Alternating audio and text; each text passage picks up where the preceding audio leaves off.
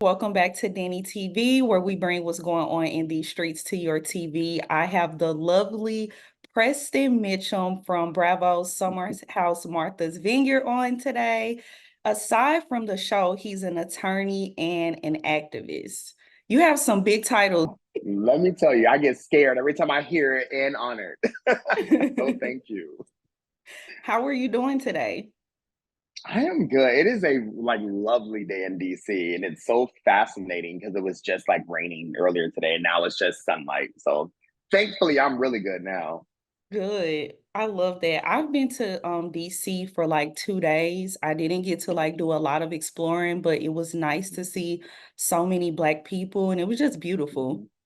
Oh, you have to come out here and really get a chance. It's funny. We have DC Black Pride starting today through Monday, so it's gonna be thousands of gays who launch onto DC today. So it's gonna be a really good time, though.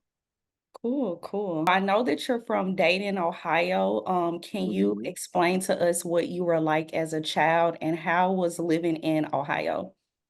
Oh my gosh. Ohio is an interesting state overall. I think a lot of people, I can always tell who have not been to cities in Ohio because I Hmm. think for many people who I've talked to who have not, they tend to believe that Ohio is pretty white. And that's true, obviously, depending on where you go. But where I'm from, it was like all black all the time. And so, I grew up in Youngstown and Dayton, Ohio. And Dayton is, it's one of the major cities in Ohio. It's like the fourth biggest city within the state.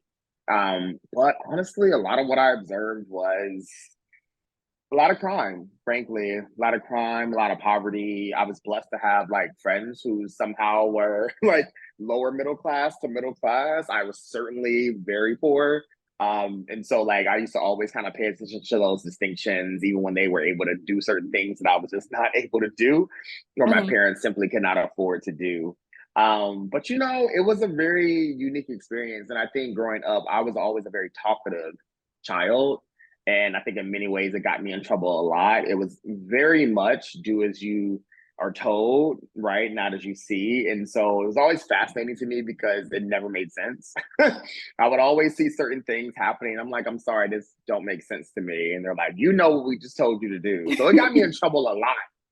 It got me in trouble a lot because I was always the type of person to say, I need to ask questions. I'm not trying to be like offensive or like wrong you, but what you're doing and saying don't make sense to me. Right. And so I was very inquisitive, very curious, very nosy, as some would call it. But I think younger me kind of just knew to call out certain things and to kind of be quiet after a while on certain things that even when they didn't make sense to me. But that's kind of how I was growing up. That's funny to me. Would you say that those traits that you had growing up helped you to become the attorney and also a fan Yeah. favorite on Summerhouse? I think so. It's so funny because I love how the same family members who criticized me about being too talkative when I was younger now want my legal support as an Ooh. adult. I'm just like, Like, remember, these are the parts of me you criticize. So you don't now get the benefit from it. But you know what? I think so because it taught me a lot about emotional intelligence and emotional maturity, but also like advocating for myself. So, I know many people as adults, honestly, are really afraid to advocate for themselves. And that's something I never really had to. I mean, maybe after some traumatic experiences for sure. But I'm thankful that when I got into like high school, college, like law school, etc., I was pretty like advocating for myself was really easy. Like and to the point where I know people complain a lot about young people now, like the Gen Zers, but I'm like the reality because they're very demanding, and I'd say that actually in a lovable way.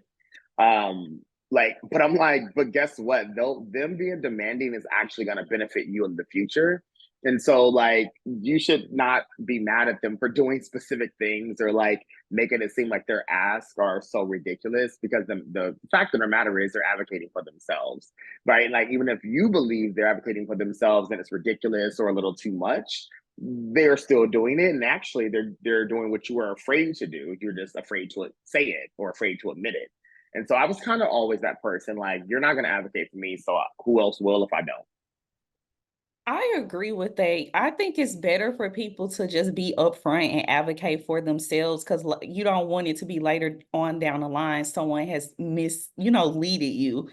Yeah. Yeah, James Baldwin once said, and I'll paraphrase, and it's essentially like, the people, you're telling people that they can't do something, but they're actually interrupting you while doing it.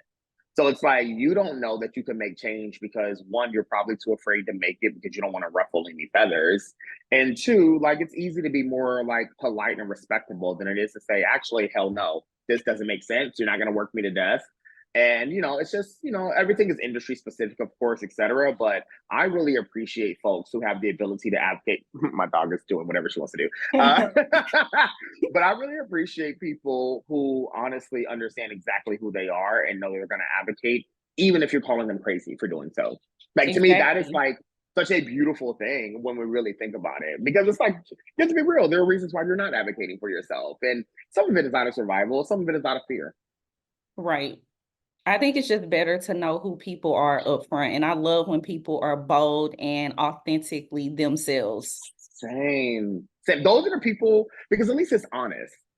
At least Exactly. it's honest, and I can appreciate even the characteristics about people that I may not love. I at least appreciate it if I know it's genuinely you. Right. I may not agree with everything you think, but it's you. Mm-hmm. Mm-hmm. Mm-hmm. Okay, so what made you want to become an attorney? So many things. And this is, I think trigger warning here a little bit. So I think part of, and I end up contradicting myself occasionally because there are moments where, I'm very talkative, as I stated earlier, but there are moments in my life that taught me to be a little bit more silent. And one of those moments that I've shared on social media publicly, at least, is my experiences with sexual assault and molestation.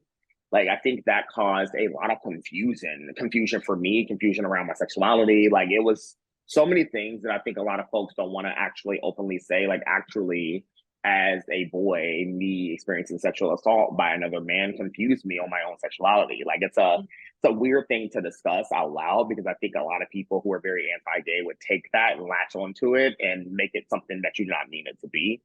But I think like that experience caused me to be more silent for a couple of years, right? Just out of confusion, bewilderment, not understanding what that was, not understanding why the person harmed me in that way. But I think I took a lot of that. And it's not to suggest my like success is born out of trauma, but I did have to really reflect on why I wanted to be an advocate, why I wanted to be an attorney, what the law and legal system meant for me, even though it wasn't something that I went through at the time or even later for that matter. But it did taught me a lot around like what defending myself and my interests and speaking up on behalf of the things that I cared about meant. And to be honest with you, years later, I don't think I connected it until a couple of years ago. Everything that I started to do within the legal field was Mhm. connected to the body. Everything was connected to the body. I mean, the work that I did through my time doing sexual health law and policy, all of it was around comprehensive sexuality education, women and pregnant folks' access to abortion. It was around birth control. I did a lot of work on gender-based violence and sexual violence. So everything that I started to do, I was like, wow, this is really about how my body has been impacted by trauma all these years. And it turned in a weird way into things that I loved to do, right? And so it's not to suggest that it should have happened. It is to state, I don't know how my career journey would have gone had that not happened, though. And Lord knows I'm not thankful for that experience. And in a warped way, it really did help me define myself. I get that you're not thankful for the what happened. I am sorry, to hear that you did have to experience that, but it helped you like become who you are. Sometimes like we Mm-hmm. have those little tough battles and they, define us and make us realize, hey, I'm here to advocate for people because when I was in this situation, I didn't have anyone to advocate for me. That's it exactly. That's 100% it. And thank you. Yeah, you're welcome. So, on a lighter note, you're engaged. I saw the spread in people. Look, I'm like, let me put it on specifically in case this come up. Look. Okay, tell us all of the deeds. First off, I like Oh Donald a my God. lot. When he came on the show and he was giving a little side, I was Mhm. like, we need this. Like, if we're gonna do a little rebooting and have a Uh, center couple, I would like to see you and Donald. Please, please, listen, I received this. So it's funny, there was a proposal and then recently a counter proposal actually. So yeah, so we love taking vacations and we try to take like a couple big ones for the year. And we were already planning to go to Europe. So we were going from Paris to Madrid to Barcelona. And the reality is, I think Paris is very stereotypical, right? It is the place I think people would expect to be proposed to in front of the Eiffel Tower, etc. And so, but he had already been in Paris and we had already been to Barcelona, but neither of us had been to Madrid. Mhm. So, he is a planner through and through. So he had like already planned the places we wanted to go. He was like, we can try out this Michelin star restaurant. We're gonna just eat at this shop here. Like, and I was like, oh, this is cute. So I said, you know what? I've already started exploring the rings, already nailed it down to a couple of rings already. Like, let's make this trip the trip to do it. And funny enough, not funny, haha, for him, I'm sure. But when we were going from Paris to Madrid, his luggage was lost. Oh no. Yeah. And so, but that first night in Madrid was going to be the night I was proposing. And I was like, oh crap, like this is not. So I'm trying to calm him down, of course. Side note, I'm always confused about lost luggage because we definitely checked our stuff together. So I was like, why is mine here and his is not? Anyway, um, but there was like this huge Zara down the street. And so he was like, oh, I don't want to wear, obviously I don't have any other options, but let me just go to Zara and pick out a couple things just in case it takes my luggage forever to come.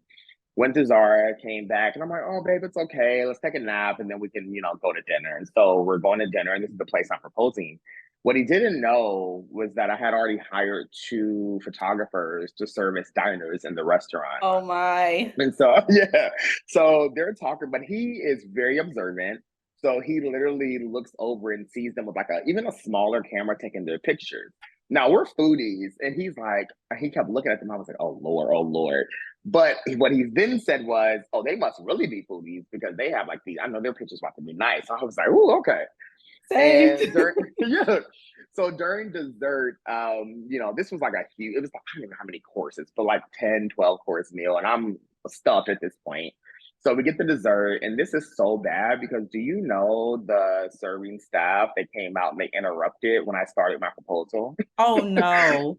And how bad? Now this is bad because they already knew. Like I had told them like weeks ago, but it's fine. I continued afterward, and then he was really like, "Oh crap! Wait, I think this is about to happen." And of course, I proposed, and he said yes. And so that was a great night. Afterwards, photographers they took pictures of us in the restaurant outside, and that's probably the spread you saw in People, which was really beautiful. Yes. I just don't think I've seen representation in that way in a magazine as big as People. Then 4 weeks later, I had to go to, I don't remember exactly where I was. I don't remember, because I travel so much, I feel at this point. But I was coming back on a Sunday Mhm. and he had already made brunch reservations for us. And I'm looking at the time and I was in New York. I had to be in New York. I was coming back and looking at the time for the reservations. And I get back like 30 minutes before the reservations begin. And it's at this really beautiful, it's at the Pendry Hotel, but the rooftop in DC is called Moonraker. So we really love this place. Great food, great drinks. So we're going for brunch, and we're just talking, and we meet this beautiful fan. And this is on Mother's Day. So she's like talking to us. I meet her mom. We meet her mother. It was really great. And when I tell you the restaurant started to close, which we did not know, they were setting for dinner. Oh. So he's like, oh, okay. He was like, well, I just hate how sometimes things don't really work out in the way that they should. I'm like, what are you talking about? Brunch was fine, blah, blah, blah. And he's like, well, a couple of weeks ago when I lost my luggage during the trip and that, led to something, this is kind of similarly confusing. And I'm like, what? And I was like, wait. So then he pulled out the ring, and it's so funny because I was like, "Ooh, I love this man. Let me shut this box real quick so you can know I'm serious." Because in my head, I saw the ring and I said, "What the hell?" Look, but I said, "Let me close the box real quick." and they say, yes, thank you. I'm like, give me my ring now. So that's really so, but that counter proposal really shocked me. Like it was just really beautiful, right? And I think that's kind of how our relationship goes. It's very much like, like a love battle at times, if you Yeah. will. Very much, no, you ain't gonna be the only one with a ring. Let me. And my friends already concluded, they were like, hey, just to let you know, he won the ring battle. Ooh, not the friend said he Look, won. I said, oh, y'all some shady people. Look. But I agree. I think he did. I think he did. I love that. Like you both had the chance to have your moment. And both Hmm. of you guys feel appreciated. I proposed. I love that. That is so sweet. Yeah. Okay, I'm No, coming to the it was wedding. beautiful. I'm coming Look, to come this on, wedding come on. because y'all like to party. Listen, we do, and it's gonna be a good old time, I tell A you. good time. That is so funny. Okay, we're gonna dive into Summerhouse. So, Yeah. how did the opportunity to become a cast member on Summerhouse come about? And were you like Mhm. all in from the jump? So it really came about through my relationship with my line brother, Silas. Mhm. We were on the Vineyard actually, but with two separate groups. Okay. I was already there with some friends. He was already planning to go, but it was like some weeks after we had already decided we were going to go a couple of years, some like 3 years ago. But when they were there already, funny enough, we were going to different events, but he was going to this all white party with Jasmine, Jordan, Shanice, Jason. It's like one other person who eventually made cast for season one went out already, but it's funny they had posted this picture going to this all white party, and then Jordan was actually already being vetted for another show on Bravo, Oh, and cool. so a casting director was already who had helped pitch the show was like, hey, I don't know if you know, but we got this show greenlit. It's obviously like future planning, but this is the type of group we're looking for. Like, do you have any other folks who may be interested? Y'all think there'll be someone who would be dynamic on the cast who may not be here with y'all? And Silas actually, give him a lot of props. He was like, actually, my line brother Preston will be really good for TV. And so, I mean, that's really how it happened. I started to meet with producers after that, casting folks, and it felt like we were interviewing for months. My God, well, because we were. And one thing led to another. No, interestingly enough, I was not. I mean, yes, you're excited, right? Because this is a good opportunity. You never know what's going to happen. I also had a lot of hesitation, and I think it connects back to what I talked about earlier, right? Like Mhm.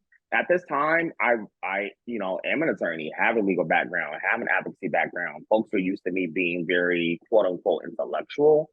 And so I think that's not usually read well on TV, or at the very least, people don't think those type of folks are good for TV, right? Either we're going to be too smart, too persnickety, too in our head, which is very fascinating to me because it's like, we're all multidimensional. Like just because I'm smart on paper does not mean I also am not about to turn up at the club, right? Exactly. It's just like people can be many things, and most people are, frankly. And thankfully, I think people were able to see a lot of sides of myself, from just laid back to relaxing to intelligent to like to turn up to fashion. Like, been exploring all those pieces, but I still was honestly in my head a lot around doing it, right? And about what it ruined my credibility, my reputation. The folks who already knew of my work and really appreciated my work, who may or may not watch reality TV, and if they do, may not want to see me in that light, because there's a lot you can't control. You can't Hmm. control the edit. You can't control the storyline that's usually built for you. Yes, usually based on who you are, but sometimes loosely based, right? And so I wanted to make sure that I was confident with how I would be reacting to certain situations and certain things. But I'll tell you this, the thing that ultimately helped me decide was realizing that I had not seen any Black queer representation like me on reality TV on the main stage. Certainly, you have your beautiful Black queer folks who were mostly side characters, or at least the accessories to their best friends on like the Atlantas, etc. But on a network like Bravo, I just hadn't seen anyone like me. And I'm just like, wow, I can be the possibility model for other Black queer folks along the way. To me, that mattered more than anything else. Yes, and I feel like with you being on the show, you take on a lot of different roles. Like we have you being fun, but then also, checking people like, hey, not today. But I don't think Yeah, like, not too much. yeah, I don't think it's taken away from like your credibility. When I was like doing research on you, I was like, wow, Preston is an attorney. I'm like, he is like very well rounded. Yeah, no, I appreciate that because that's the thing too that and maybe because I do live in DC, like I am so used to people with doctorates and shots at the same time, right? Like that is just the nature of Black folks in DC by and large. Like it really is folks who are both professional and professionally degreed, while at the same time twerking down, busting down in the club, right? Like that's what I Hmm. know. And so I was like, oh, like I know many people may not understand that this is pretty normal and natural for a lot of folks, for many folks, maybe not the majority, but for many folks. And so I kind of already knew that would resonate with folks, or at least I kind of hoped that would resonate with folks. But at the end of the day, it's like if reality TV didn't work out ultimately, I realized I would be grateful for the opportunity. And thank God I would have a plan to fall back on either way. Exactly. But it's like super dope and inspiring having you guys on a big platform and showing, hey, Hmm. we can work our 9 to 5 and be corporate, but we can Right. also have a good time Hmm. and show people, who we are and things to look forward to when they get to our age. So I think And, it's they, super and dope.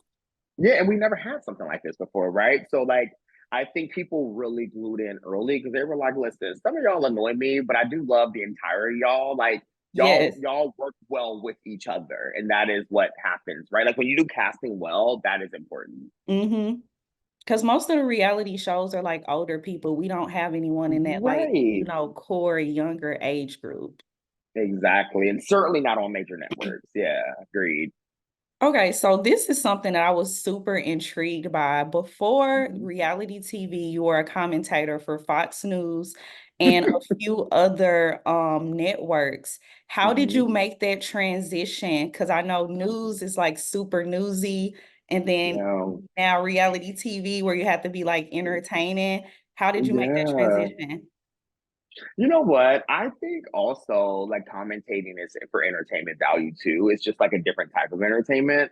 I mean, yes, you have to be interested in politics in a way, right? But I Mhm. still think the purpose is delivering a message and communicating a point. And so, you just can't be as planned, or you shouldn't be as planned as reality TV, right? If it's reality, it's like you're just kind of going with it and rolling through Yeah, the punches. I think when it came to like Fox News, especially, that's the one to me that was a little different because I am very progressive, very radical. And so I knew my purpose of going on Fox News was not to change anyone's viewpoint. It really wasn't because I know those people, right? I know people who watch it, like it's very conservative, largely whiter audiences, mostly older audiences, or at least like 40 plus audiences. yeah, And so, but my purpose was to like still push the narrative, push the art, represent Black folks and LGBTQ plus folks and progressive folks, while at the same time getting a soundbite that I could use to build my own personal brand and platform. And so that had to be the thing for me that would make sense. And so I always, every time I had to go in there, like they're gonna piss you off, they're gonna really bother you and annoy you because of their beliefs. But you know what? They have a right to have them, no matter how much I disagree with them. And I think they sound silly. And I'm gonna offer my viewpoints as well. The transition wasn't that hard though, because I've still been trying to do more political commentating for different networks. But it's just very different, right? Like you have to be a little bit more polished naturally. You have to be able to speak to specific points. You don't want to sound foolish. You have to know what you're talking about. exactly. And so I think so I think those are the differences. But the good thing is that was already my background, and I've still always been real. If you know. So I don't think it was as hard as I thought it would be. Though it's obviously you had to change certain things. That's funny that you say that because sometimes I get like invited to come on TMZ, and the last time Hmm. they didn't agree with my viewpoint, and I'm like, if I was the old me, I probably would be sitting here so upset. But I'm like, I'm gonna use this to build my reel. You don't have to agree with what I'm saying, but At this is what all. I think. It's also like I'm not here to provide your agreement. Like you Yeah, reached out to me because you want me to provide my perspective. And that's the thing exactly. you have to realize. A lot of it is like, what is your platform? Like I'm going to still like use this message to build my brand and platform. And that is what's really important for real. Exactly. I love that, Preston. Oh my gosh, this Yeah. interview was just so good so far. Like you dropping all No, I these love gems. Look. thank you. Thank you. No, I really because I think about this a lot. I think about media a lot. I think about platforming a lot. A lot of times, unfortunately, the wrong people are platformed, right? Like folks who really don't want to support other folks. Like and they do because they're funny or unique or dynamic in other ways, like beautiful folks. But I'm just like, there are so many people who have different perspectives who can be really good role models and representatives for many of us in our communities who never get the opportunity to do so. Mhm. And I'm just glad that you were providing that space, right, for yourself, but also people like me to share our experiences too. Yes, because you think about so many people that are watching the show or just looking at a platform in general to hear, Hmm. you, and it can be very inspiring to others. Right, right. And that's always the goal. For me, at least, that's always the goal. Like, I always said, like, this is beautiful for me. Like, this is a great opportunity for me to advocate for the issues I care about. But if it's only me being benefited, then I'm doing this all wrong. Exactly. Okay, so you guys are only filming for 15 days. What is Hmm. that like? Is it jam-packed? Do you ever forget that the cameras are rolling? Sometimes, it's interesting. So when it comes to like the bigger cameras, you can't because it's like cameramen and women walking around.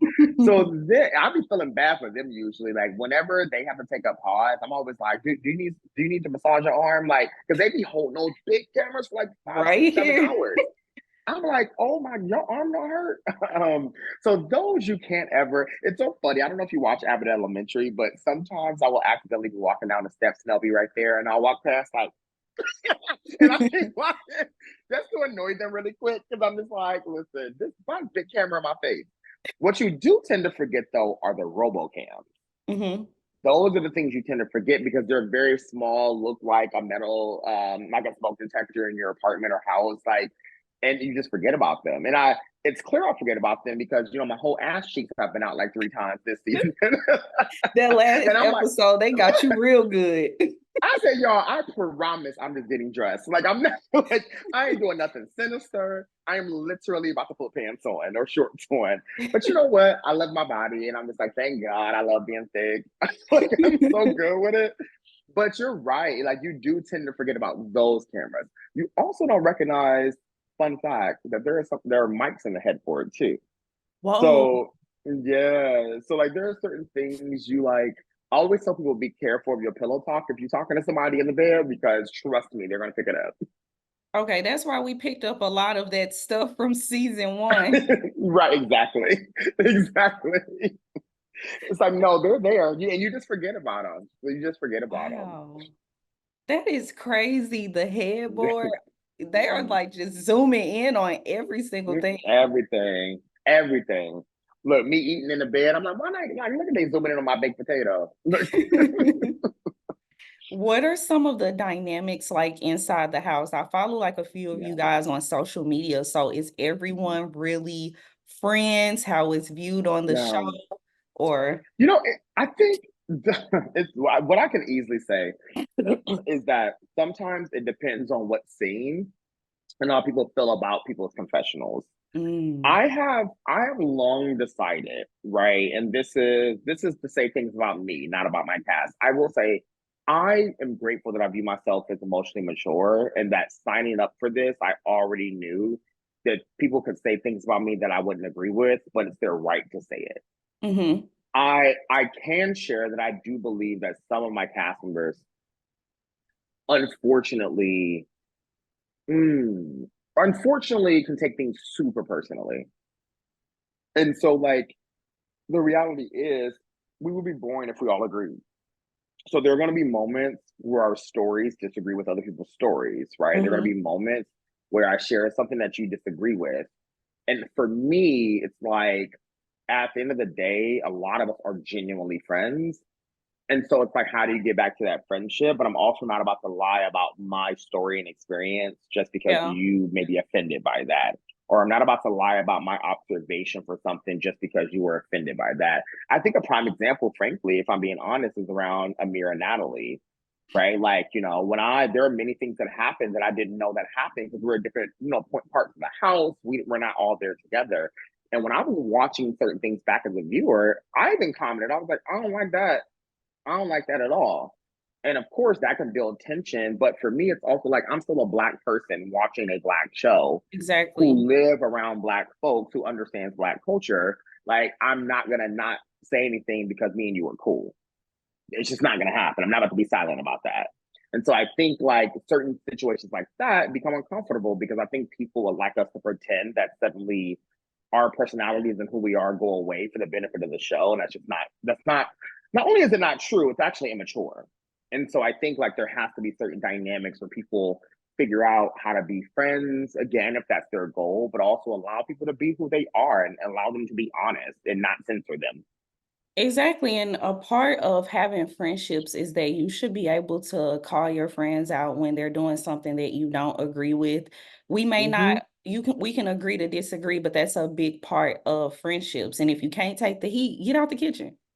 Right. When I tell you, not a single one of my customers can say that I've ever texted them being upset about something they've said about me in an interview. Because the reality is, I just don't care. I mean, like it's just like I am worried enough about my interviews and my press. Like I don't Exactly. have enough energy to look at yours, care about yours, look at your tweets. Like I just don't care. So it's just like we signed up for this very thing. I think we had to be more forward thinking about it, and Mhm. I don't think all of us were, unfortunately. Where do you and Bria stand? In my opinion, as the viewer, it seems like you are the only person that holds her accountable and does not deal with the dramatics. Yeah, it's funny. And one time Bria said, and I can understand it, I guess, but one time she said that she feels I single her out. It's like, and because I guess in her opinion, other people do similarly annoying things that I don't call out. But I'm just like, it's just fascinating hearing that though, because I'm like, I actually don't think people do similarly annoying things. Like, I think hers is very unique, and I think Bria's a very unique individual. And there are sometimes personalities just don't blend.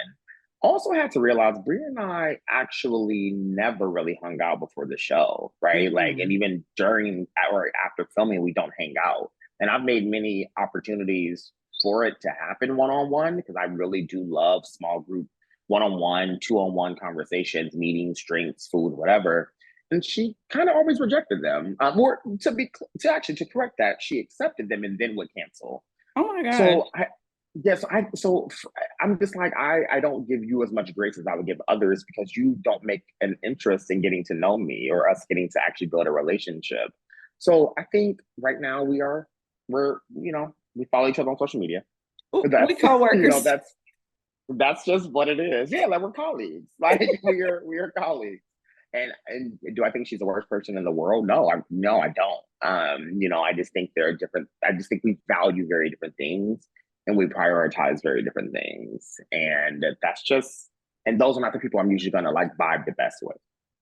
And it's a part of like being mature about the situation. Y'all are just two different people. We don't mesh as well, Mhm. and that's fine. Yeah, I think sometimes people expect everyone to like them, and it's so weird to me because I'm like, baby, keep living. Like after a while, you are not gonna care about who don't like you. Like it is like whatever. I'm sure we're gonna both be fine. So move on, move on. Exactly. What are your thoughts on all of this drama with Natalie? I can't say anything positive. Like I just can't, right? Like I think I everybody ain't lying on you. That's always gonna be my quote. Everybody ain't lying on Not in you. 4K anyway. Right, right. I just want people to be introspective. Like, what is so hard about being like, y'all, I messed up. I could have come into this situation better, right? But I haven't seen any of that. I just haven't seen any growth or maturity, any watch back of episodes and saying like, I really looked bad. Like I haven't seen any of it. And that makes me question people's value system and their principles. Um, I have so many things I can say. I'm a student of race and culture and gender. And so there is just like so much I could say around the dynamics and why a lot of Black folks were really upset on and continue to be upset on social media. Because, and I think I can sum it up to say, like, there were moments where she was like, well, I don't want to be involved in this, like the lighter stuff, fun stuff, but then you're good enough to be involved in the gossip, right? Like, that makes me question people. And so that I just wish sometimes people knew they were guests, especially non-Black people in a Black space. Sometimes you need to know you're a guest. If my whole Hmm. Black man can realize that he's a guest in this house, so can you if you're not Black. Right. Exactly. And I think that is, to me, that's always been kind of the issue. And unfortunately, I think Amir is dying down the wrong hole and falling down the wrong hole rather and dying on the wrong hill. Like I just like in many ways I empathize in the sense that that's your girl, right? Like you're gonna protect her as much as you can. I also think that there has to be a conversation around you, my girl, and you were wrong. And how do we address this, like in a way that's mature and healthy? It's no accountability. And for me as a viewer, like I said in my Right. recap, it was so many different things that bothered me. It was the hair touching. I don't want Oh to yeah. be involved in this. But then when, more people came, she became hood and knew the liquor and Yes. wanted to be involved. It was Mm, just so many different things. And I'm like, Amir, you don't see this. This girl came on here with an agenda to try to mhm, secure a spot on this show. Donald mhm, was in his place. Simon was even in his mhm, place. So why do mhm. you think that you're different? Yeah, like truly getting involved in conversations, taking stuff back to Tasia, touching, really petting her hair. Like she a I mean, there dog was or something. I was like, this right. cannot be real. Yeah, and again, it's amazing what you see after the fact because the way I didn't see any of that, like I was like, what? Okay, all right. So it just there were so many things wrong and so many things to correct and be accountable to, and I just don't know if I've seen them. Right. Maybe, right? It could have been to other people directly. To be fair, she did reach out to me to want to talk, but I'm just like, I have nothing, we have nothing to talk about. Like you didn't, me and you don't have personal beef in that way. I'm just like, I just hope that you can be a little bit more introspective about why people are angry. Right. And Mm-hmm. that's all I gotta say. Also go to therapy because you need it, right? Like you need it. You have been attacked. I'm sure that can't feel good. And so I would suggest that as well. But you also need to realize what you've done wrong and what kind of the triggers and microaggressions that people are seeing from your actions. And if your first response is to be defensive, I submit you have a long way to go.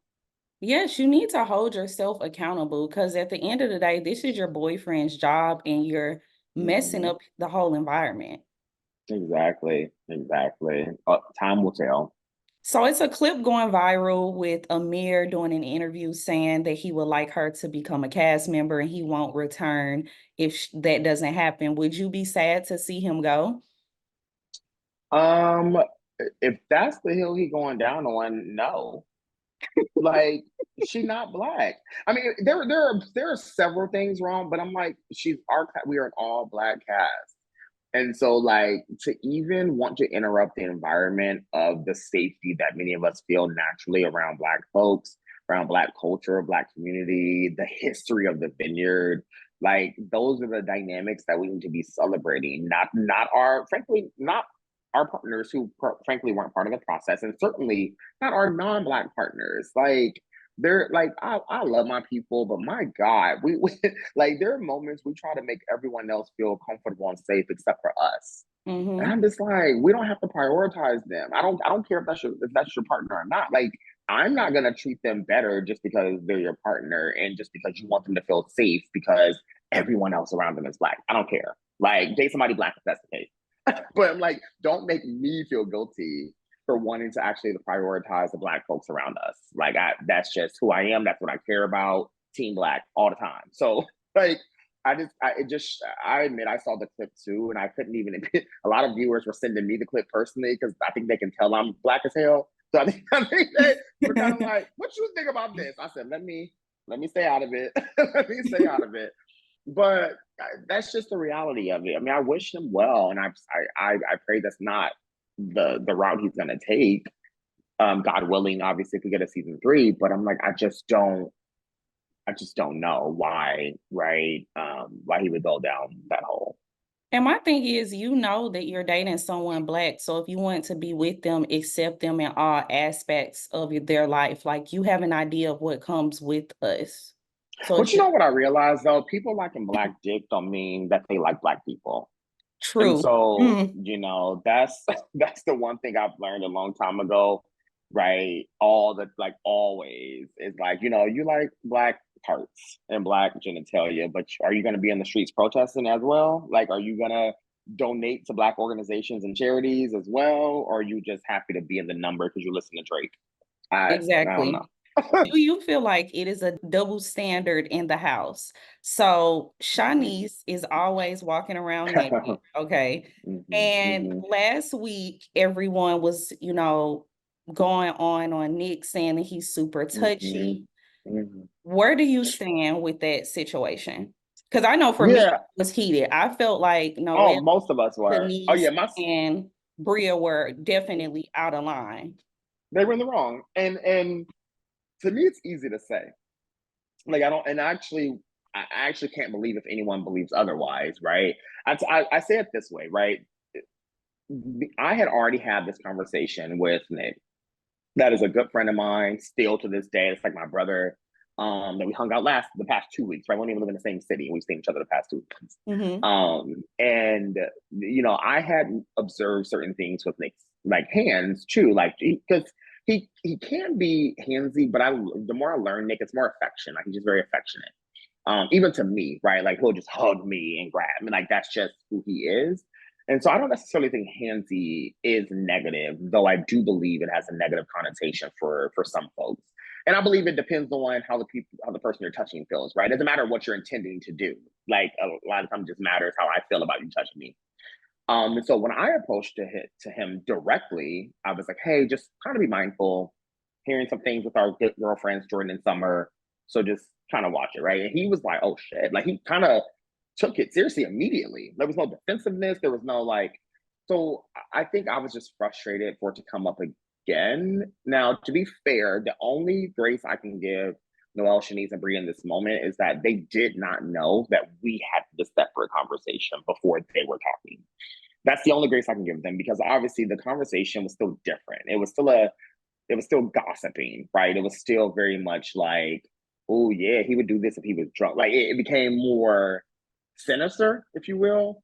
It didn't feel like it was a conversation surrounded around like grace and let's figure this out. It was really just like, oh yeah, girl talk. And I'm just like, yeah, fine, but it's still messy, right? Like, and if I'm gonna call out like men talk and bro talk for being messy, I'm gonna call out girl talk when it's messy too, particularly when it can be damaging to someone's character and reputation. And so, but what made it worse, obviously, was Natalie trying to bring that to Tasia, right? Because that really was not the goal. They really were not. That conversation, I genuinely believe, would have been done there. But to your question, definitely a double standard, right? Absolutely a double standard. And I could tell Nick was really pissed, rightfully so, which is why I said to him, like, let me know I can support you because that's a lot. This was just a lot of a moment. And we are filming. Like, and we know the context of men being touchy and what that can mean in the state of what we're living in, right? With sexual assault and violence, etc. So it was a lot to like that moment was really cut short. We, it was like a 4 hour conversation. Wow. Like honestly, at that moment, I think I went to bed kind of like right after. I was like, I can't even deal with this anymore because it's too much. I'm literally drained in this moment. Like not only is I'm hearing many different things come up, but the double standards are here. I'm thinking about sexual assault. It was just so much. I'm like, I'm gonna see y'all tomorrow. So yeah, there is a double standard, and and honestly, that is a double standard that can happen to men a lot, right? Like that is true. I felt really bad for Nick for because for me as a viewer, I felt like from watching the clips, he's a person that touches you with your friends or just showing Hmm. affection and like, oh, this is my friend. Because some people are like really touchy. And I was Hmm. just like, you can't get on TV saying certain things like this man is Hmm. harassing y'all. We Yeah. don't see it. Yeah, I think that's what's interesting because he is, and I do think it's important to state that, like, yes, that is true, but everyone doesn't like to be touched, right? Friends or not. And so I have a couple friends like that. And so I don't hug them. I don't like we love each other, but I'm like, I know because of your trauma, what you experienced, you do not like people putting their hands on you in that way. So I have to respect that, right? My original point about all this was like, and frankly, Jordan can be one of them people sometimes.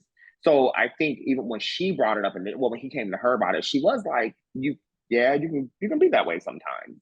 And he kind of just now about it, he's just like, hey, do you mind if I like he talks about it more, right? He's more Yeah. open, he's more receptive, and naturally that makes her and Summer that way as well with him. And the friendships have just blossomed and continued for us four, especially. Hmm. And so because he knows our heart, right? And he knows our energy, and he knows it was coming from a good place. I don't think he felt the same around the other three having the same conversation, particularly when one of them was making comments like "I'm fucking him tonight" around Freak Nick, right? Like yeah, it definitely was a double standard that was presented, and I really hope that they see the double standard at this point. Like It just again, didn't add up. yeah, it's like I wish sometimes everyone did not blame the edit for stuff. Like, yes, some things are about editing. Some things you gave that was you, and you need to kind of just own it. Yeah, because we saw what you were doing on the last episode all on him because he has on some freaking tattoos. Like, go sit in the corner. My Okay. older sister, though, she was pissed. I was so mad. Like, I was like, I usually try to watch what I'm saying on the reviews. And that day, I'm like, I'm saying everything that I think about you three because y'all done pissed me off messing with Nick. Mm-hmm, mm-hmm, I'm mm-hmm. like, Nick don't bother anyone. Right, right, right. Okay, so if you were to get your own spinoff and you had to choose four people from the show, who would you Mm. pick to come on your spinoff and why? Oh, the fourth one is going to be the hardest. I think, though, it would be Nick, Jordan, Summer. And I think I will round it off. Well, that's going to be a little spicy, though. But I think I'll round it off with Noel. Okay, I was looking Um, for you to say Jasmine, but I was like, yeah. I don't know. No, no, no. I mean, we're friendly. We are friendly. Um, so the reason, so Nick, that's just my homie through and through. That's my homie. I think same thing with Jordan and Summer, right? Those are homies. Like, we always really get along. I think the spicy part though is recognizing that those two obviously can be having some back and forths, as can Noel and Summer. Yes. So I think a lot of it is part of me. I think a lot of it is me and Nick kind of looking around, figuring stuff like what's going on and trying to mend relationships. But I do think because we all do love a good turn up, we all like to have a good time. I think it would be really good. I think it would be a good turn up. Nick has really stepped up this season, and I have really Mm-hmm. enjoyed him on the show, just sitting him watch back and look. And then the Mm-hmm. confessionals, I'm like, okay, Nick. Funny, funny. But I tell people he is genuinely, organically funny. He is. All right, we're Yeah. gonna do a round of this or that. Okay. Summer or Jordan? Ooh. I can't pick. I'm gonna say it's Oh, come Jordan. on. You can't do That's both. that's probably the only one I cannot pick, and genuinely like that. I need both of them for very different reasons. Like genuinely, everyone else I guarantee you I can pick, but that's when I'm like, oh, I need both of them. I knew you. I knew. I was like, this is gonna be a hard one for him. Noelle or Shanice? Noel. Jasmine or Bria? Jasmine. Alex or Nick? Nick. Nick or Amir? Nick. Yeah. See, the Dang. rest of them I can pick. Look, I tell you. Those first two, you're like, no, I can't get them. I Yeah, I'm can't. like that. Yeah, because I have a very distinct relationship with both of them, but it's like equally amazing. Like honestly, like I know some people are like, oh, they both lie. I said they can be, and that's also what I appreciate because they both know that enough. I appreciate self-aware folks. Like it doesn't matter if you wouldn't like them, but I'm like, if I know that they know themselves enough to know that they're gonna trip, that they're gonna turn up, that they tone be like, I can appreciate all of that because at least it means you know yourself. People who don't know themselves drive me up a wall, No, particularly when they think they do. Because like I don't know what to expect with you. It's so random and so spontaneous. I'm at a point in my life I don't need spontaneity, at least not in people. So yeah, I need like you in self-aware true people form. is all true form all the time consistently. That is what I need from people. So we're gearing up for this reunion. Who do you feel Mhm. like deserves first chair, the first two seats next to Andy? It's so funny. I would have a different answer if it wasn't a Watch What Happens Live reunion. Hmm. Because the seats are so small and we kind of are all an inch away from each other anyway. Okay. That honestly, I think it would matter so much more had we been like a Housewives format, or frankly, or an original Summer House form. I mean, yeah, because they have like the bigger stage too. Yes. Like I can probably reach out and touch everybody anyway. So You're like, oh, it doesn't even matter. no, not as much, and it also doesn't dictate how much you'll speak either. So yeah, yeah, yeah, that's my answer. They just released the trailer and it looks super spicy. So I'm excited to see Mhm. this weekend. It is. We haven't even seen it yet, so I don't know. I don't know what's gonna be coming out. Oh, it looks so spicy. I'm like, oh, y'all are getting to it. Look, we saw the reunion trailer the same time y'all did. I Okay, said, dang, no support. like we could at least saw this before them. It's a minute. Yes, well, thank you, Preston, for coming on. It's been like a pleasure speaking with you. I am Likewise. hoping that you guys get renewed for season three. If y'all better keep Preston. It's the only person I care about on Look, the show right. right now. Look. Oh, they ain't that crazy. Like if we do, they'll definitely look. I'm saying lips to God's ears. Do you have anything that you're working on right now that you're able to share before we wrap up? I would just say for folks, obviously, Prime Month is June, starts June 3rd. It's a really important month celebrating LGBTQ plus folks.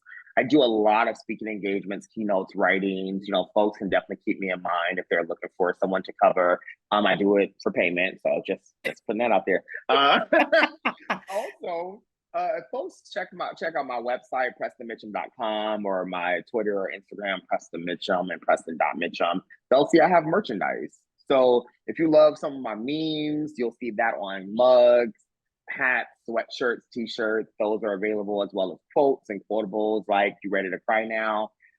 So if folks are interested in keeping their SHMV nail you up to date, they can definitely check out PrestonMitchum.com/shop for I would argue most things, frankly. Okay, cool. Well, thank you for coming on. I will be Thank keeping up. you. I have you added on social media. So I appreciate Perfect. you coming on and I hope you have a good rest of your day. Thank you, Dan. This was great. I really appreciate you.